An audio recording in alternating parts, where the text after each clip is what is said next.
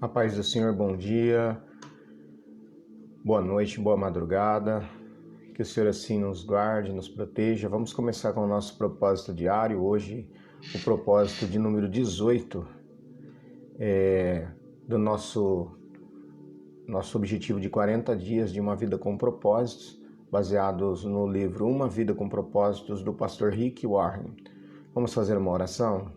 Pai, em nome de Jesus, nós agradecemos ao Senhor, meu Deus, por esse dia, por esse momento que o Senhor nos permite aqui estarmos. Pai, guia nossa mente e nosso coração para que possamos fazer tudo para a glória do Senhor.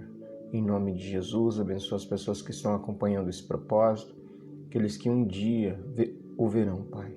Em nome de Jesus. Bom, nós estamos falando aqui sobre o livro do pastor Rick Warren, que é Uma Vida com Propósitos.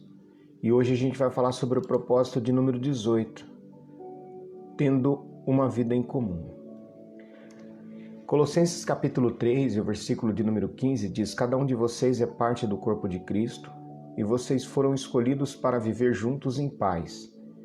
Salmos 133, verso 1: Como é bom e agradável que o povo de Deus viva unido como se fossem todos irmãos, ou como se todos fossem irmãos. A vida foi feita para ser partilhada. Deus quer que vivamos juntos. A Bíblia chama essa experiência compartilhada de comunhão.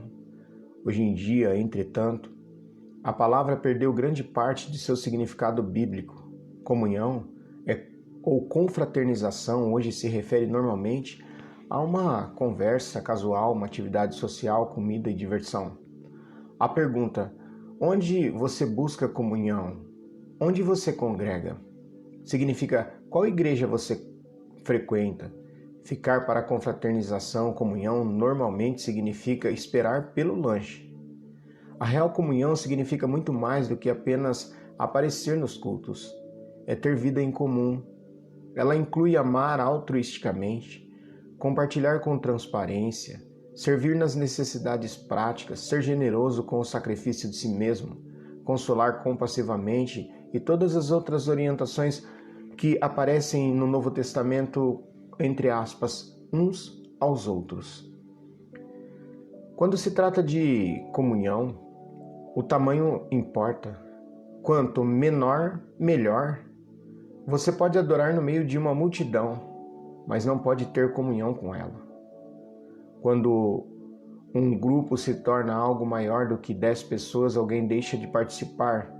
Normalmente, o mais pacato e umas poucas pessoas acabam dominando o grupo. Jesus ministrou no contexto de um pequeno grupo de discípulos.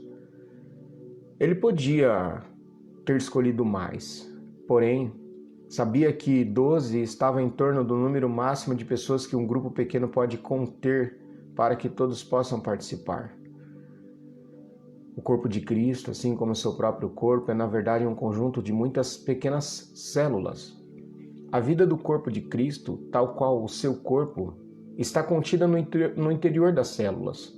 Por essa razão, todo cristão deve estar envolvido em um pequeno grupo dentro da sua igreja. Por isso que nós fazemos o grupo dos jovens, o grupo dos adolescentes, o grupo das crianças, o grupo das irmãs. Não é para que se tornem facções divididas, facções, não. É para que as pessoas tenham um convívio maior, seja um grupo de comunhão nos lares, uma classe de escola dominical, um grupo de estudo bíblico. É ali que ocorre a verdadeira comunhão e não nas grandes reuniões.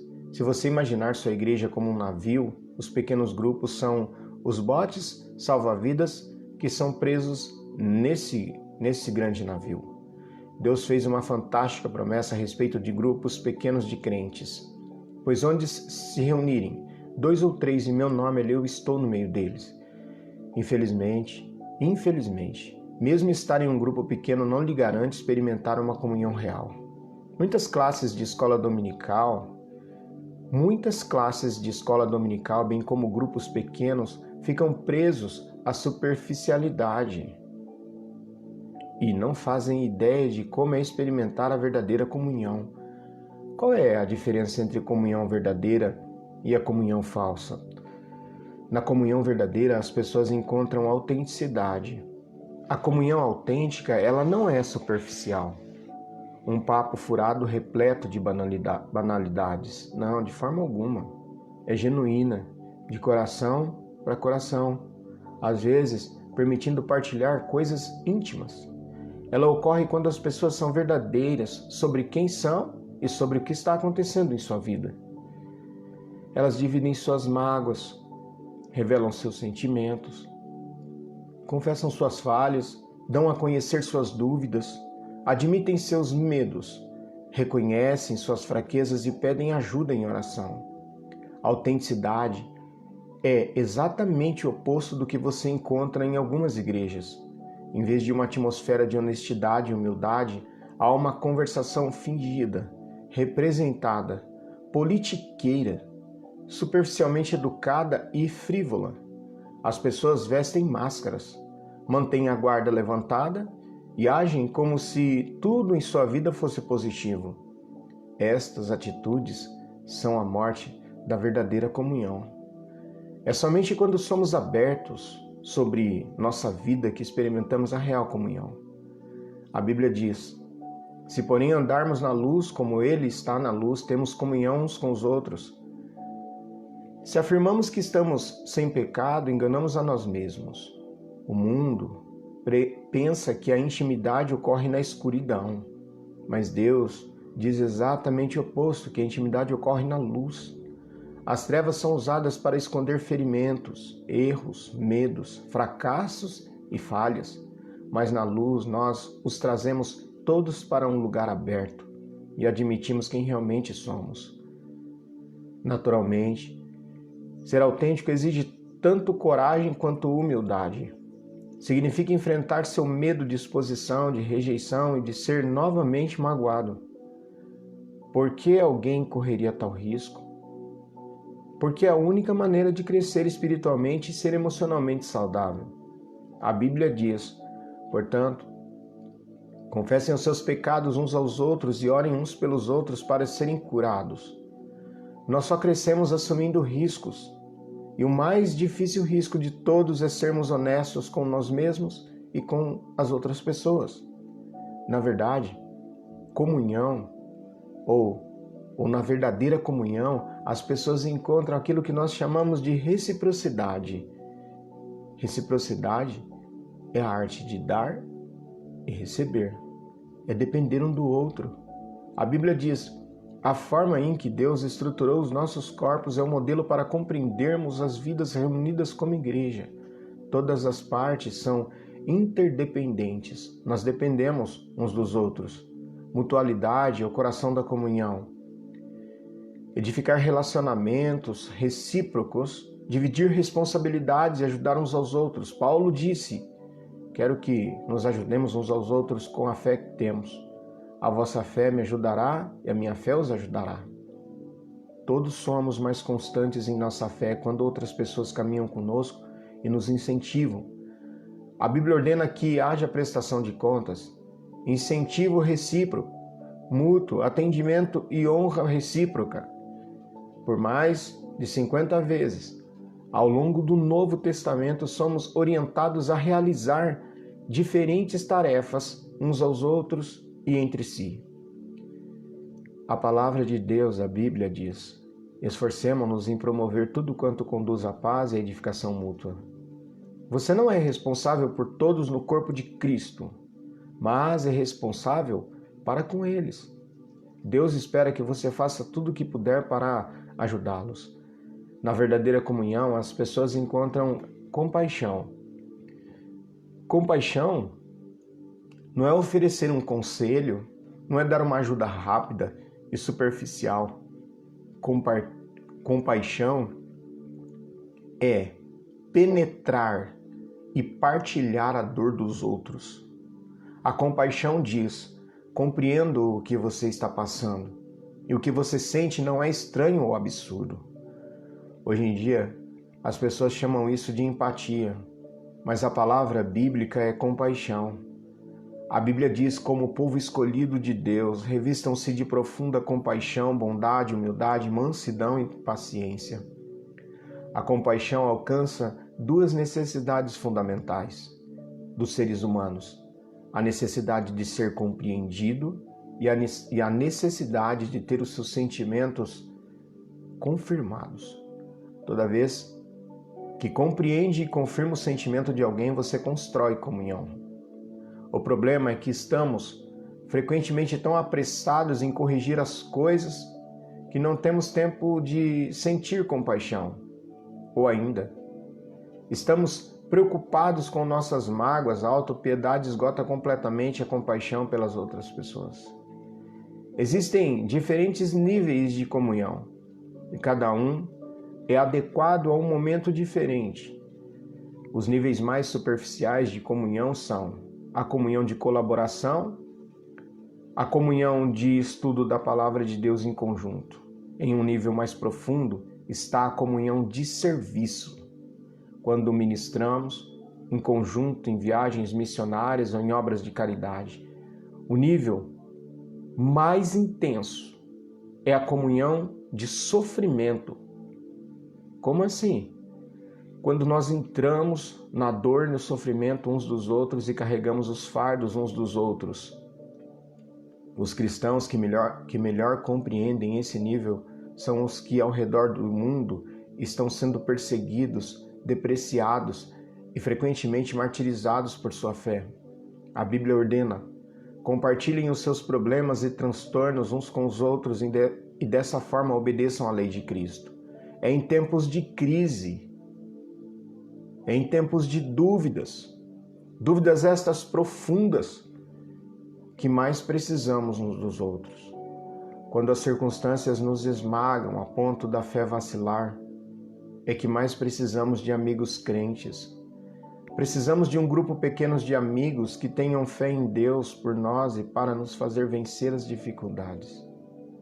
Em um grupo pequeno, o corpo de Cristo é real e palpável, mesmo quando Deus parece distante. Foi disso que Jó necessitou durante seu sofrimento.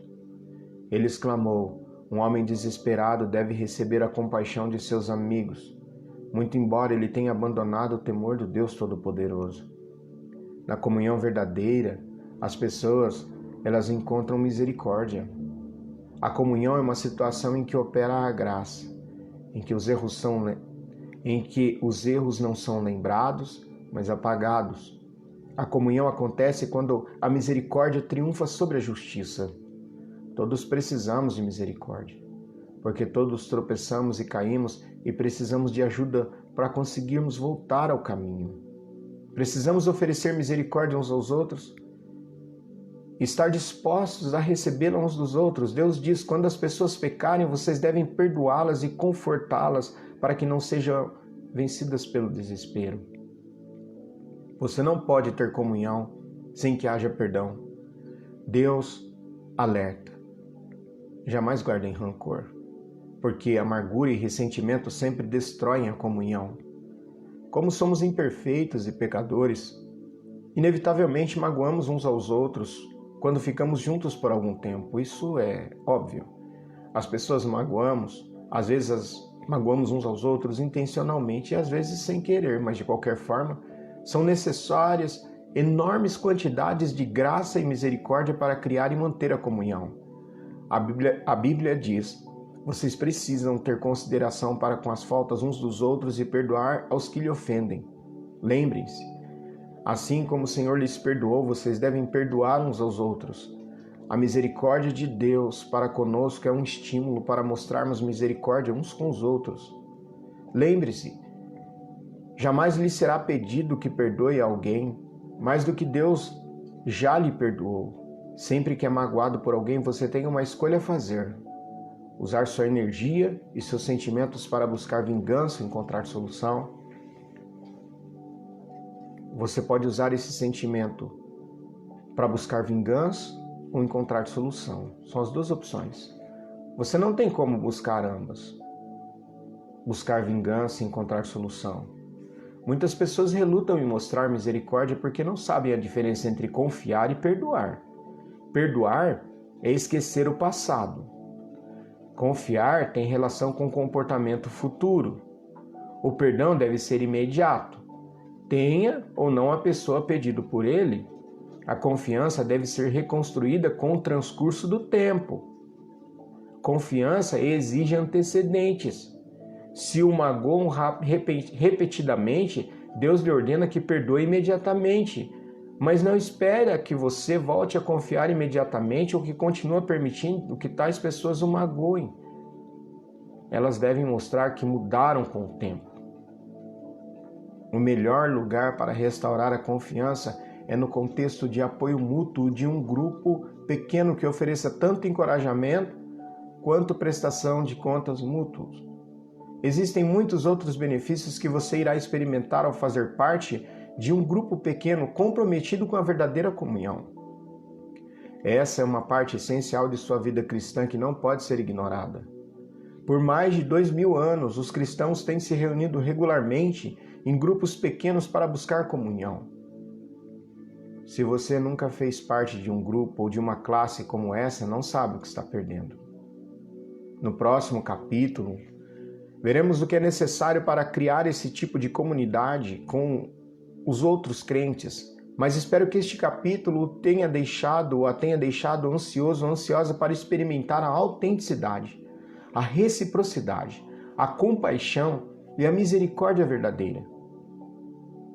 E a comunhão verdadeira. Você foi criado para viver em comunidade. Não somos uma ilha. E hoje, nesse 18º dia do nosso propósito, e pensando sobre o meu e sobre o seu propósito, nós temos um tema para reflexão. Preciso de outras pessoas em minha vida.